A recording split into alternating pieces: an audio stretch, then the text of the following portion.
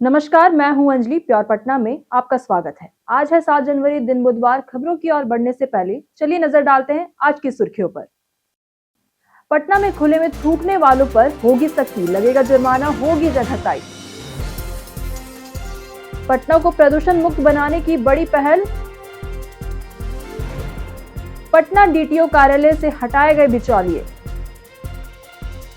पटना में student credit card और विकास योजनाओं की हुई समीक्षा। पटना जिले में किसानों के निबंधन और ई-केवाईसी शिविर हुआ शुरू। चलिए अब नजर डालते हैं आज की 25 बड़ी अहम खबरों पर। भोजपुर में आज होगी जॉब कैंप, 50 पदों पर होगी भर्ती। आपको पता है भोजपुर के बेरोजगार युवाओं के लिए बड़ी खबर है। आज 7 जनवरी 2026 को जिला नियोजनालय आरा में एक दिवसीय जॉब कैंप का आयोजन हो रहा है।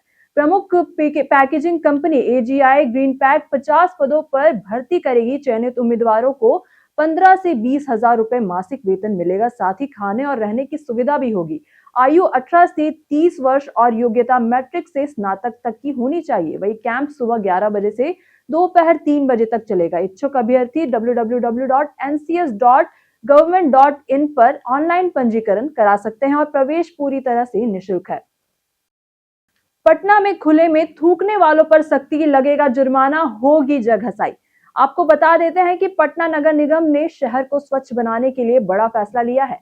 पान गुटखा खाकर सार्वजनिक जगहों पर थूकने वालों को अब बख्शा नहीं जाएगा। खुले में थूकते पकड़ाए जाने पर 500 रुपए जुर्माना लगेगा। इतना ही नहीं, ऐसे लोगों की तस्वीर शहर की डिजिटल स्क्रीन पर दिखाई जाएगी। अब तक पटना जंक्शन की अंडरग्राउंड सबवे में 250 लोगों से जुर्माना वसूला गया है। शहर में 3,300 सीसीटीवी कैमरों से निगरानी हो रही है। गंदगी फैलाने वालों की सूचना टोल फ्री नंबर 155304 पर दी जा सकती है।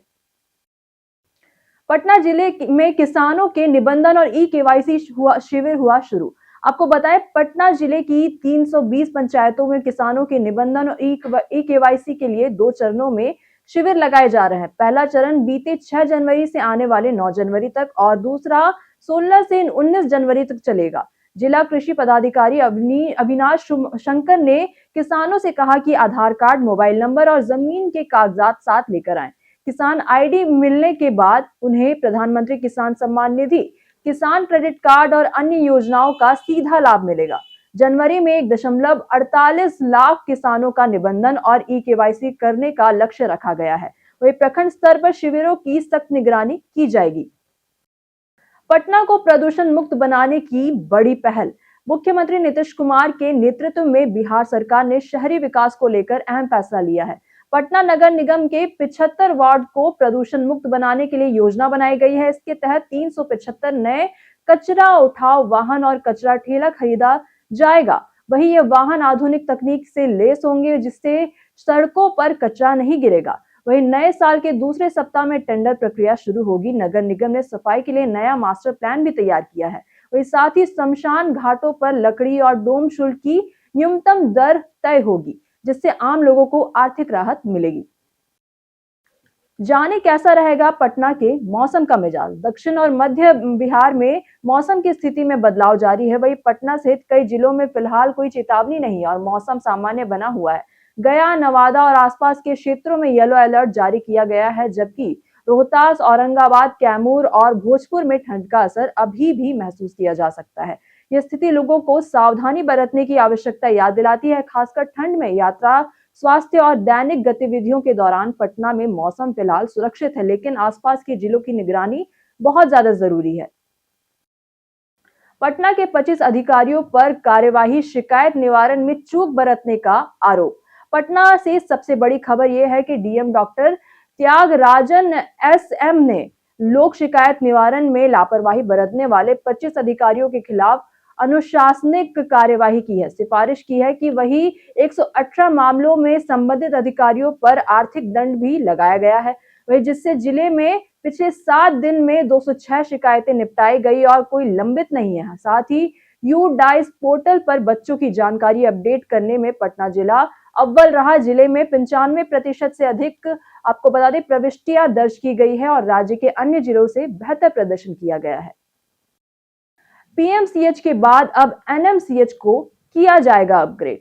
आपको बताएं कि नालंदा मेडिकल कॉलेज को अब अगमकुआं अस्पताल परिसर में शिफ्ट करने की योजना तैयार की गई है। नए भवन में एमबीबीएस की 250 सीटों के अनुसार सभी विभागों के कमरे, स्मार्ट लेक्चर हॉल, सभागार और पोस्टमार्टम कक्ष सहित आधुनिक सुविधाएं होंगी। इससे कॉलेज और अस्पताल का दूरी का झंझट खत्म होगा और छात्रों, शिक्षकों और इंटर्न्स को आसानी होगी। नए परिसर में डॉक्टरों और कर्मचारियों के लिए आवास और अतिथिशाला भी यहां पर बनाई जाएगी। पटना में कोहरे और ठंड से उड़ानों में आ रही है बाधा। पटना में बढ़ती ठंड और घने कोहरे के कारण हवाई यातायात प्रभावित है।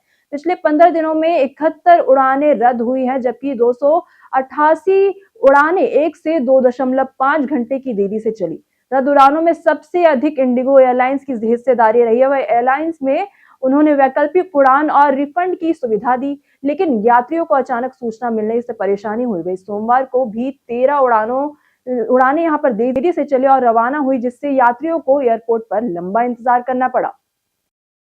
पटना म्यूजियम के लिए 1.5 किलोमीटर लंबी सुरंग का निर्माण कार्य तैयारी में। आपको पता है कि पटना म्यूजियम और बिहार म्यूजियम को जोड़ने वाली 1.5 किलोमीटर लंबी सुरंग के निर्माण में तेजी आने वाली है। सिंगापुर से 8 मीटर व्यास वाली विशेष टनल बोरिंग मशीन पहुंच चुकी है और इसे असेंबल किया जाएगा और मार्च से खुदाई शुरू होगी। वही सुरंग जमीन से 16 मीटर नीचे बनेगी और इसका व्यास 8 मीटर होगा। इस महत्वाकांक्षी परियोजना पर करीब 542 करोड़ रुपए खर्च होंगे। सुरंग नेहरू पथ पर मेट्रो टनल के ऊपर से गुजरेगी और दोनों संरचनाओं में लगभग 6.5 मीटर दूरी रखी जाएगी। कार्य अत्याधुनिक तकनीक और विशेषज्ञ निगरानी पर पूरा होगा। पटना में स्टूडेंट क्रेडिट कार्ड और विकास योजनाओं की हुई समीक्षा। आपको बताएं कि पटना जिलाधिकारी डॉक्टर त्यागराजन एसएम ने जिला निबंधन एवं परामर्श केंद्र में विभिन्न योजनाओं की समीक्षा की। 31 दिसंबर 2025 तक 35,277 स्टूडेंट क्रेडिट कार्ड जारी किए गए हैं, जिसमें 1,199 करोड़ रुपए स्वीकृत हैं। मुख्यमंत्री निश्चय स्वयं सहायता भत्ता योजना के तहत 47,548 आवेदन स्वीकृत और 35,409 आवेदकों के खाते में 49 करोड़ रुपए भेजे गए। वही कुशल युवा कार्यक्रम में 1,36,093 आवेदन और 96,901 लोग प्रशिक्षित हो चुके हैं। वही पटना में 83 कौशल प्रशिक्षण केंद्र है और 5 सक्रिय हैं। पटना में मीठापुर महूली एलिवेटेड रोड अगस्त 2026 तक खुलेगी। आपको बताएं कि पटना शहर में ट्रैफिक राहत देने वाली मीठापुर महूली एलिवेटेड रोड का निर्माण कार्य चल रहा है। वही फेज 1 में सिपारा से महूली का हिस्सा चालू है, जिससे दक्षिण पटना में ट्रैफिक का दबाव कम बना हुआ है। फेज 2 में आपको बताएं मीठापुर से सिपारा लगभग 2.1 किलोमीटर लंबा रोड बनाया जा रहा है। अब केवल 11 स्पेन पर कास्टिंग का काम बाकी है। निर्माण एजेंसी ने काम की गति बढ़ा दी और जुलाई 2026 तक निर्माण पूरा होगा। अगस्त 2026 में रोड जनता के लिए खुला जाएगा। पटना हाईकोर्ट के नए चीफ जस्टिस संगम कुमार साहू 7 जनवरी को लेंगे शपथ। आपको बताएं कि पटना हाईकोर्ट में नया अध्याय शुरू होने जा रहा है। उड़ीसा हाईकोर्ट के जस्टिस संगम कुमार साहू ने 47वें चीफ जस्टिस के रूप में नियुक्त किया गया उन्हें। वही 7 जनवरी 2026 को राज्यपाल आरिफ मोहम्मद खान उन्हें राजभवन में पद और गोपनीयता की शपथ दिलाएंगे। अभी acting chief justice Sudhir Singh कार्यभार संभाल रहे हैं। वही चीफ जस्टिस साहू शपथ ग्रहण के बाद तुरंत कार्यभार संभाल लेंगे। साथ ही केंद्र सरकार ने पटना हाईकोर्ट के 2 नए जज रितेश कुमार और प्रवीण कुमार की नियुक्ति की अधिसूचना भी जारी की है। पटना को उत्तर बिहार से जोड़ेगा नया जेपी सेतु। पटना और उत्तर बिहार को जोड़ने के लिए नया जेपी सेतु बन रहा है। इसके लिए सारण में 2.5 किलोमीटर लंबी अप्रोच सड़क के लिए 22 एकड़ जमीन ली जाएगी। इसमें सरकारी और रेती जमीन शामिल है। रेतों को मुआवजा पाने के लिए आवेदन देने को कहा गया है। वही नया पुल 4,586 मीटर लंबा और 6 लेन का होगा। अब तक 10% कम काम पूरा हो चुका है। इस पर 3,000 करोड़ रुपए खर्च होंगे। नया आपको बताएं, नया 16 लेन पुल नवंबर 2027 तक चालू होगा। वही बात अभी भी चल रही है।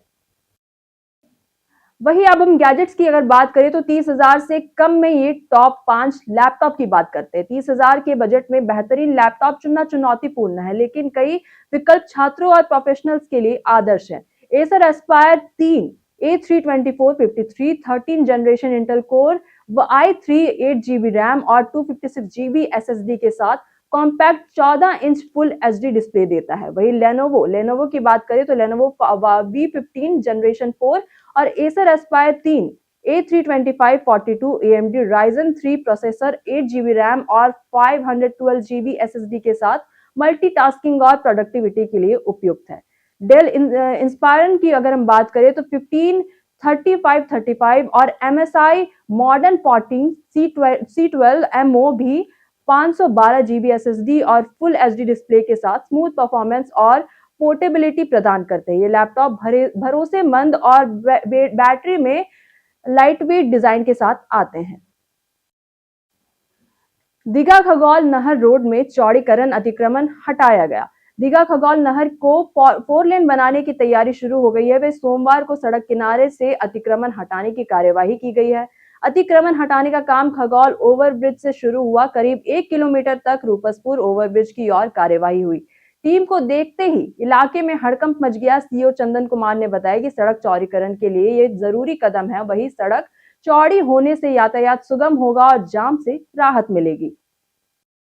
पटना विमेंस कॉलेज की छात्राएं दक्षिण कोरिया के खास कार्यक्रम में होंगे शामिल। पटना विमेंस कॉलेज और दक्षिण कोरिया की हैंडोंग ग्लोबल यूनिवर्सिटी के बीच समझौता हुआ है। इसके तहत छात्राएं कोरियन भाषा सीखने के साथ साथ दक्षिण कोरिया की परंपरागत नृत्य और संगीत भी सीखेंगी।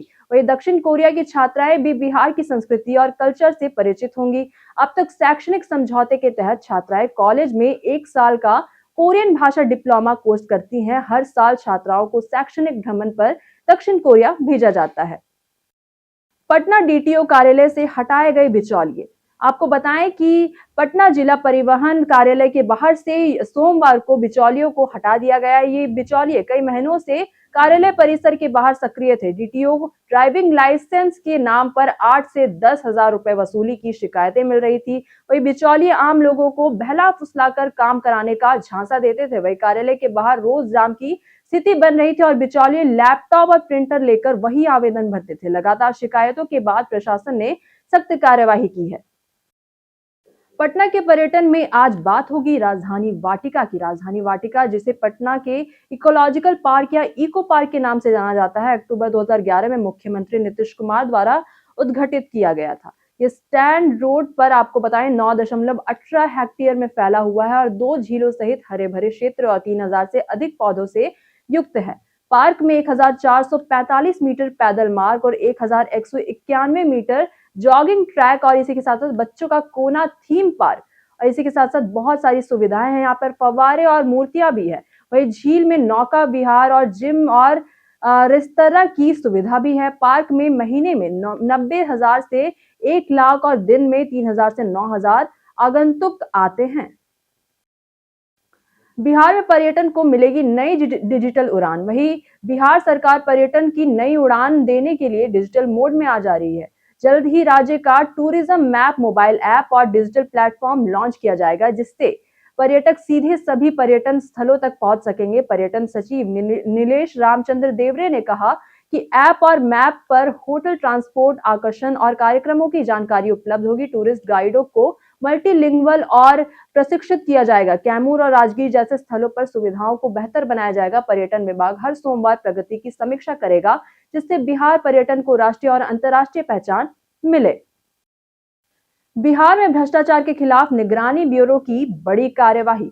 आपको बताएं कि बिहार में भ्रष्टाचार के मामले में निगरानी अन्वेषण ब्यूरो ने बड़ी कार्यवाही की तैयारी कर ली है। आज 7 जनवरी 2026 को 8 भ्रष्ट लोक सेवकों और जनप्रतिनिधियों की करीब 4.14 करोड़ रुपए की अवैध संपत्तियों को जब्त करने का प्रस्ताव सक्षम प्राधिकार और अदालतों को भेजा गया है। इनमें मुखिया, एसडीओ, अधीक्षण अभियंता और न्यायिक दंडाधिकारी शामिल हैं। निगरानी ब्यूरो महानिदेशक जितेंद्र और गंगवार ने कहा कि कार्यवाही लगातार जारी है और संपत्तियों को राजसात करने की प्रक्रिया जल्द ही पूरी होगी। इस कदम से भ्रष्टाचार पर सख्त संदेश दिया जाएगा।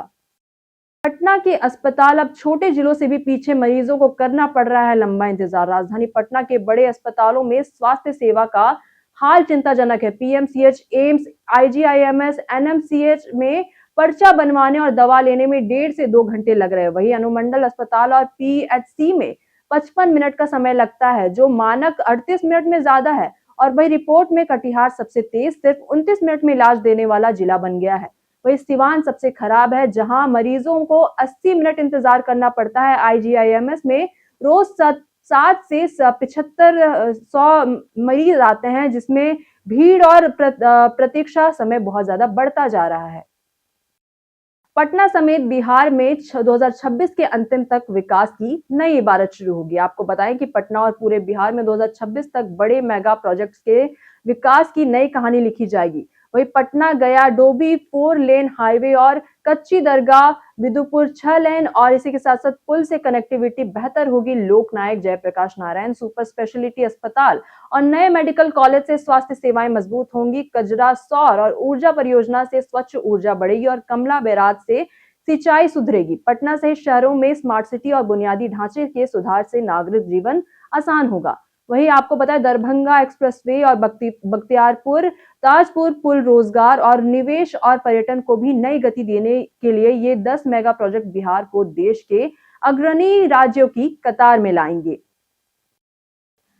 पटना के फेमस पर्सनालिटी की आज अगर हम बात करें तो आज हम बात करते हैं आर्यभट्ट की। आर्यभट्ट प्राचीन भारत के महान गणितज्ञ और ज्योतिषी थे, जिन्होंने आर्यभट्टीय और इसी के साथ साथ तंत्र और आंशिक रूप से उपलब्ध आर्यभट्ट सिद्धांत जैसी महत्वपूर्ण कृतियां रची। उनका जन्म स्थान विवादित है, क्योंकि कुछ के अनुसार महाराष्ट्र का असम क्षेत्र और कुछ के अनुसार केरल का चाम्रतम, और उन्होंने शिक्षा एवं कार्य के लिए कुसुमपुर में समय बिताया। आर्यभट्टीय में अंकगणित और इसी के साथ साथ बीज गणित और त्रिकोणमिति सतत भिन्न और इसी के साथ साथ बहुत सारी शक्तियों के योग और साइन तालिकाएं शामिल हैं। उन्होंने खगोलीय गणिताओं और इसी के साथ साथ उपकरणों जैसी शंका यंत्र, छाया यंत्र और जल घड़ियां आदि का वर्णन किया, जो उनकी वैज्ञानिक और गणितीय प्रतिभा को दर्शाते हैं। तेजस्वी जल्द लौटेंगे पटना, करने वाले हैं बड़ा कार्यक्रम। आपको बताएं कि बिहार विधानसभा चुनाव में करारी हार के बाद नेता प्रतिपक्ष तेजस्वी यादव पटना लौटकर सक्रिय राजनीति में वापसी की तैयारी कर रहे हैं। वे 10 जनवरी को पटना पहुंचेंगे और इसके बाद उत्तराखंड में एक करीबी सहयोगी की शादी में शामिल होंगे। पटना में लौटने के बाद वे जिला अध्यक्षों के साथ बैठक करेंगे और संगठन की रणनीति पर चर्चा करेंगे। मकर संक्रांति के बाद खरमास समाप्त होते ही तेजस्वी यादव यात्रा पर निकल सकते हैं और इस यात्रा में पार्टी विस्तार, जनता के मुद्दे और आगामी चुनाव की रणनीति पर विशेष ध्यान रहेगा। घर पर गैस हादसों से बचने के लिए आसान टिप्स। सर्दियों में रसोई में गैस सिलेंडर और चूल्हे का इस्तेमाल बढ़ जाता है और इसी के साथ साथ जिससे गैस लीकेज, आग और दम घुटने का खतरा बढ़ जाता है। सुरक्षा के लिए किचन वेंटिलेशन सुनिश्चित करें और इसी के साथ साथ सिलेंडर को ठंडी, हवादार और सीधी जगह पर रखें। गैस पाइप और रेगुलेटर की नियमित जांच करें। फटे या पुराने पाइप को बदलें। वहीं गैस की बदबू महसूस होने पर तुरंत चूल्हा बंद करें। दरवाजे, खिड़कियां खोलें और इलेक्ट्रॉनिक उपकरणों का इस्तेमाल ना करें। सिलेंडर के पास हीटर न रखें और खाना बनने के बाद रेगुलेटर बंद करना ना भूलें। सतर्कता से दुर्घटनाओं से बचा जा सकता है। वहीं बीते दिनों जिन्होंने हमारे वीडियो पे लाइक और कमेंट किए थे, उनके नाम है संजीव कुमार, राकेश मिश्रा, अमरजीत कुमार, हरेंद्र कुमार, अनुपम कुमार, सुरेंद्र बेसरा, रंजय पासवान, अरुण कुमार, दिलजान मिया और इसी के साथ श्वेता यादव, पिंटू गुप्ता, रुपेश कुमार, रविंद्र चौहान, रुपेश कुमार, मनोज कुमार, रोहित राज, अनु कुमारी और रेशम झा। इसी के साथ साथ बढ़ते हैं आज के सवाल की ओर। आपके क्षेत्र में यातायात की क्या व्यवस्था है? आप अपना जवाब हमें कमेंट सेक्शन में लिखकर जरूर बताएं। आज के लिए इतना ही। पटना के तमाम खबरों के साथ बने रहने के लिए देखते रहें प्योर पटना। और साथ ही अगर आप YouTube चैनल पर देख रहे हैं तो चैनल को सब्सक्राइब करें और अगर आप Facebook पेज पर देख रहे हैं तो लाइक और फॉलो जरूर करें।